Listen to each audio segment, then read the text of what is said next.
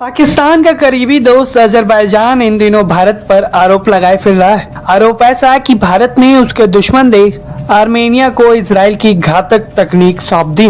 दरअसल ये पूरा मामला है किलर ड्रोन का, जब हाल ही में आर्मेनिया की कंपनी दवारो ने ड्रैगन फ्लाई 3 नाम का लॉइटरिंग म्यूनिशन पेश किया, जिसके पेश होने के बाद से असली घमासान शुरू हो गया है। जो स्ट्रेटेजिक थ्रेट्स हैं, they are looking that the strategic threats, और strategic threat में कौन है? Pakistan and China. उसके बाद जो G2G डील अप्रॉक्स इसको माना जा रहा है कि 3.25 लाख करोड़, जिसमें सिर्फ एयरक्राफ्ट ही नहीं बल्कि जो एडवांस्ड वेपन पैकेज है वो भी इसमें शामिल है। साथ ही नेवी के लिए जो 6P8I मैरीटाइम सर्विलांस एयरक्राफ्ट जो 28,000 करोड़ में, और जो फ्यूचर वॉरफेयर के लिए हाई ऑल्टीट्यूड प्लेटफॉर्म सिस्टम आपको निकालना पड़ता है ताकि आपका जो आयुध है, जो आपकी वेपन्स हैं, वो अप टू डेट रहे, वो पीछे ना हो जाए। उनकी भी मेंटेनेंस लगती है, उनको भी आपको मॉडर्नाइज करना पड़ता है। जिस तरीके से AI आ रहा है, ड्रोन का जितनी यूजेज हो रही है और दूसरी तरीके की जो टेक्नोलॉजिकल इंप्रूवमेंट आ रही है, तो उसको आपको अगर टेक्नोलॉजी में पैसा लगाना है तो आपको डिफेंस का बजट तो बढ़ाना पड़ेगा। इंडिया की इमीडिएट चैलेंजेस में they need to import more for their stability, but they believe कि जी हमें अपनी इंडस्ट्री पे लगाना चाहिए, मैन्युफैक्चरिंग करना। बिजनेस में वो ज्यादा सोचते हैं ना, ठीक है जी, क्या मैन्युफैक्चर कर सके। ये सारा जो मॉडर्नाइजेशन है, क्या ये एक स्ट्रेटेजिक मिलिट्री बिल्टअप है, या ये कहें कि जो भारत है वो रीजनल डिफरेंस स्ट्रेंथन कर रहा है, या जो ग्लोबल पावर प्रोजेक्शन है उसकी तरफ बढ़ रहा है। 2 ट्रिलियन से ज्यादा जो पैसा है वो ईयर मार्क किया गया है कैपिटल हेड में। इट मींस कि कैपिटल बढ़ाया जा रहा है फॉर व्हाट? प्रोक्योरमेंट के लिए, मैन्युफैक्चरिंग के लिए, इन चीजों के लिए। अब इसमें ये भी देखें, जो इंडियन आर्म फोर्सेस हैं वो नेक्स्ट जनरेशन फाइटर एयरक्राफ्ट लेना चाहते हैं, which have advanced weapons. Ships भी लेना चाहते हैं, सबमरीन्स भी, UAVs भी, ड्रोन्स भी।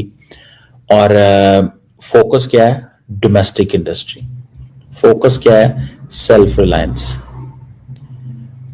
बाय द वे, जो इंडिया के इमीडिएट चैलेंजेस है ना, मैं आपको बात बताऊं, जो इंडिया के इमीडिएट चैलेंजेस हैं उसमें मैं आपको बड़ी क्लियरली एक चीज बता सकता हूं। इंडिया की इमीडिएट चैलेंजेस में they need to import more for their stability, but they believe कि जी हमें अपनी इंडस्ट्री पे लगाना चाहिए, मैन्युफैक्चरिंग करना। बिजनेस में वो ज्यादा सोचते हैं ना, ठीक है जी, क्या मैन्युफैक्चर कर सके। अब इंडिया ने महसूस किया, ये जो डिफेंस बजट है, मैं देख रहा था इंडिया के बहुत सारे जो डिफेंस एनालिस्ट हैं, सिक्योरिटी के लोग हैं, फौजी हैं, जो डिप्लोमेट्स हैं, वो एक ही चीज देख रहे हैं, we need to fix the gaps in military capabilities. Gaps को फिल करने की जरूरत है। और ये जो एलोकेशन नए वेपन्स के को बाय करने के लिए हो रही है, ये 24% ज्यादा हुआ, तकरीबन 2 ट्रिलियन रुपीस। तो पहले क्या करते थे, ये 8 से 10% उस पर लगाते थे। ये जरा सुनिएगा, 8 से 10% लगाते थे प्रिक्योरिंग न्यू वेपन। इस दफा क्या है? 24%। यानी कि 24% जो है वो एलोकेशन है अपने बजट में, किसकी? नए वेपन सिस्टम की। तो देख लें, 15% जो है बजट बढ़ा है, 15% के करीब ही जो टोटल बजट का जो है वो फेडरल गवर्नमेंट का वो डिफेंस को जा रहा है। 24% जो पैसा लग रहा है, इंडिया इज स्पेंडिंग 24% किस पे? न्यू वेपन सिस्टम पे खरीदने के लिए। और ये जो प्रायोरिटीज हैं वहां पे आपको you can find an urgency, क्योंकि जो कॉम्बैट जेट्स हैं इंडिया के वो कम हो रहे हैं। जो अभी आ रहे हैं, क्या नाम है उनका, वो हमारे जो हैं भाईजान फ्रांस वाले, वो क्या होने वाला है? फ्रांस वाले भाईजान ने आके क्या करना है? आते ही उन्होंने सीधा डाल देना पैसा किस पे? वो समझते हैं ये पैसा डालने की हमें जरूरत है। किस में पैसा डालने की जरूरत है?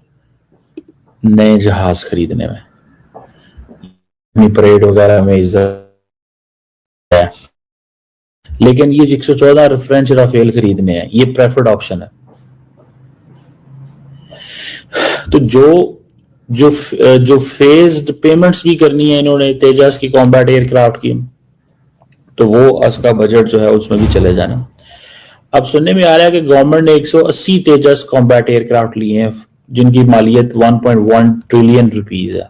The Indian government is serious कि अगर चाइना से वॉर हमें करना पड़े तो हम प्रिपेयर्ड रहें, हम चाइना को मुंह तोड़ जवाब दे सकें। और आपके पास अगर कैपेसिटी और कैपेबिलिटी होती है तो सुपर पावर जनरली आपके ऊपर अटैक नहीं करते, वो तब अटैक करते हैं जब आप अपने सिस्टम्स पे ध्यान नहीं देते हो, आप अपने डिफेंस सिस्टम्स के ऊपर अपग्रेडेशन नहीं करते हो। भारत ने अपने डिफेंस सिस्टम्स में आज ये एक तरह से मैसेज दे दिया है कि वो जो भी होगा वो फाइटर एयरक्राफ्ट को परचेज भी करने को तैयार है फॉर इट्स ओन ऑपरेशनल और सॉवरेनिटी एज वेल। दोस्तों, अंतर्राष्ट्रीय रक्षा बाजार में इन दिनों एक नई चर्चा ने जोर पकड़ लिया है, जिसमें दक्षिण एशिया और कॉकस क्षेत्र के देशों के बीच बढ़ती रणनीतिक साझेदारियां केंद्र में हैं। हाल ही में आर्मेनिया की एक रक्षा कंपनी ने ड्रैगन फ्लाई 3 नामक लॉइटरिंग म्यूनिशन सिस्टम को प्रस्तुत किया, जिसे लेकर क्षेत्रीय स्तर पर कई तरह की अटकलें लगाई जा रही हैं। कुछ रिपोर्ट्स में दावा किया गया कि इस तकनीक के विकास में बाहरी सहयोग की भूमिका हो सकती है, जबकि आधिकारिक स्तर पर ऐसी किसी बात की पुष्टि नहीं हुई है।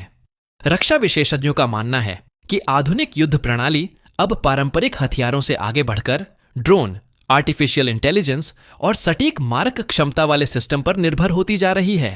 बताया जा रहा है कि यह नया सिस्टम लंबी अवधि तक हवा में निगरानी कर सकता है और निर्धारित लक्ष्य की पहचान के बाद सटीक प्रहार करने में सक्षम है। इसी कारण इसे ड्रोन और मिसाइल तकनीक का संयोजन कहा जा रहा है। गौरतलब है कि वर्ष 2020 के संघर्ष में अजरबैजान ने इजरायली मूल के हेरोप ड्रोन का उपयोग किया था, जिसने क्षेत्रीय सुरक्षा समीकरण बदल दिए थे। अब जब इसी प्रकार की तकनीक किसी अन्य देश के पास विकसित होती दिखाई देती है, तो स्वाभाविक रूप से रणनीतिक चिंता बढ़ना तय है। हालांकि अंतर्राष्ट्रीय रक्षा सौदों और तकनीकी सहयोग को लेकर अक्सर राजनीतिक बयानबाजी भी देखने को मिलती है, इसलिए किसी भी दावे को तथ्यों और आधिकारिक स्रोतों के आधार पर ही समझना जरूरी है। बदलती वैश्विक राजनीति में रक्षा तकनीक सिर्फ हथियार नहीं, बल्कि कूटनीतिक प्रभाव का भी माध्यम बन चुकी है।